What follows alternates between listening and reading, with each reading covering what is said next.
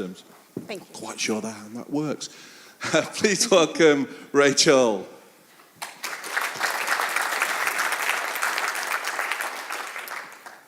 Thank you, and that was such a great introduction because it's exactly where we started. We do have a learning strategy, but it is an expansion of where we built out our corporate strategy, of which one of our fundamental building blocks was developing high-performing global teams. So we are a large organization. We're not huge, but we're about 27,000 people. We sit in 120 countries, and we deliver our content in 34 languages. You can imagine that that means it's a relatively complex situation for us. And 4 years ago, we were in the place of developing programs, translating programs, delivering programs.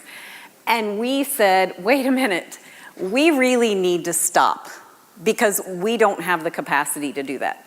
Our team is 17 people. That's total. And there is no way that we can cover 27,000 people across the globe.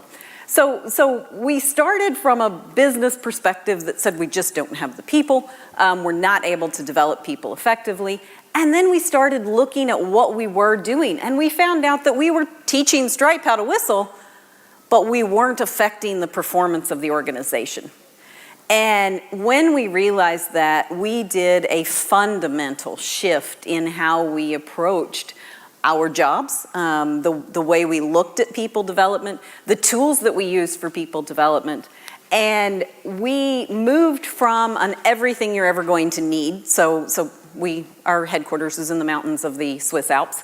So backpacks are, and hiking is one of the things we look at, and said we really need to focus on how do we transfer that learning into action and how do we become much more agile with that. So we wanted to look at it and say, how do we make this fit into the real world? How do we ensure that our experiences, our learner experiences, link directly back to performance? And that doesn't mean that we are matching every course that you do with how much sales you get. That is absolutely not the point. What it does mean is that instead of us creating programs, instead of us generating courses that you can go through, we actually took a complete shift and we said, hang on, our foundation is that we are a caring and performance-oriented organization. So who knows how to do the jobs? In your companies, who knows how to do the jobs? Anybody? The people. Oh my goodness. The ones who are actually doing the job, not the learning and development department. By the time we pulled somebody, even in a 2-year rotational position, 2 years out of the workforce, the actual person doing the job, means that you're no longer in touch with the customers. You're maybe not so used to the software we use or those types of things. So instead of us saying that we need to create all of this training material, we instead selected what's called a next-gen learning system because we knew we already had the culture in place. We have a culture who is willing to share. We have a culture who was very performance-oriented. We had a culture who cared about each other.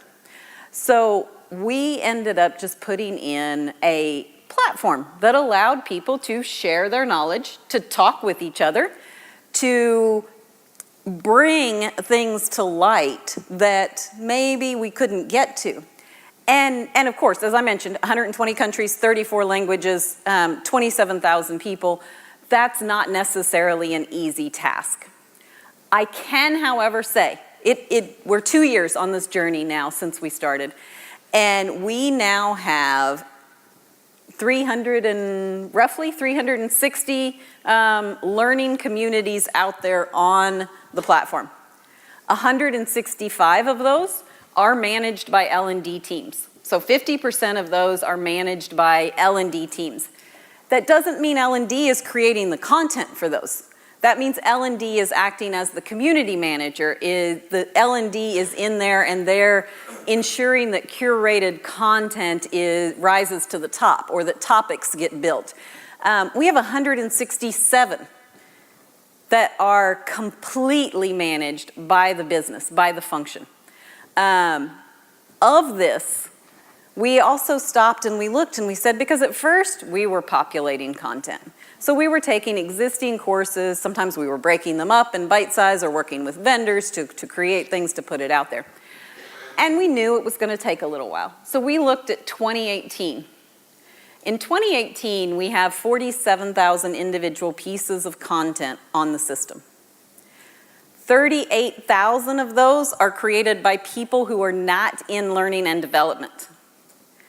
3,600 are created by my team. So there are some other L&D people out there who are creating some of the content, a few thousand pieces, but by far and large, they have created learning experiences that match the real world because they're sharing their own product demonstration. They're sharing what they have done out there, and other people are taking that on, learning from that, keeping it very much just in the essentials. And I think there is, you know, some of the people on our team were a little nervous at first because basically we said we're going to work ourselves out of a job. We are literally going to work ourselves out of a job because we're going to make it possible for everybody to share their knowledge, share their learning, and put their information from the real world right into a learning environment. That's kind of scary, but it's so empowering 2 years later to see the organization embrace it. 97% of our population is actually accessing and learning. And they're not learning sitting at a desk. They're learning, of course, most of our people are Salesforce, so they're learning on their phones. They're taking this and they're going out and they're doing exactly that bare essential piece that I need in the moment I need it. And then they're performing. That's all from my side.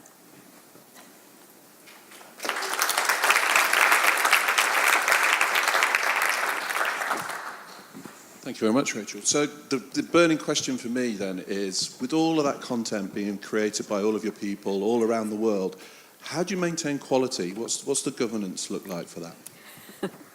You know, that's one of the things that people ask us. They're always like, well, what if somebody puts something bad out there?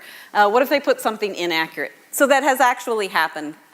We had someone who came from the United States organization post a bit of information out in the UK, which did not meet insurance regulations. You guys have crazy fire laws here.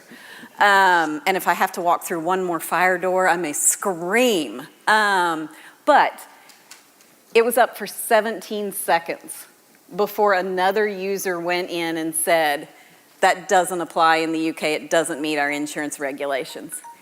And that is exactly what happens when you put the empowerment in the people to create the content.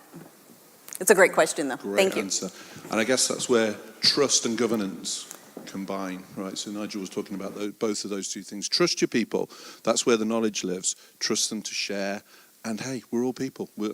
I think we can also learn from when we put things up that maybe aren't perfect too. Fantastic.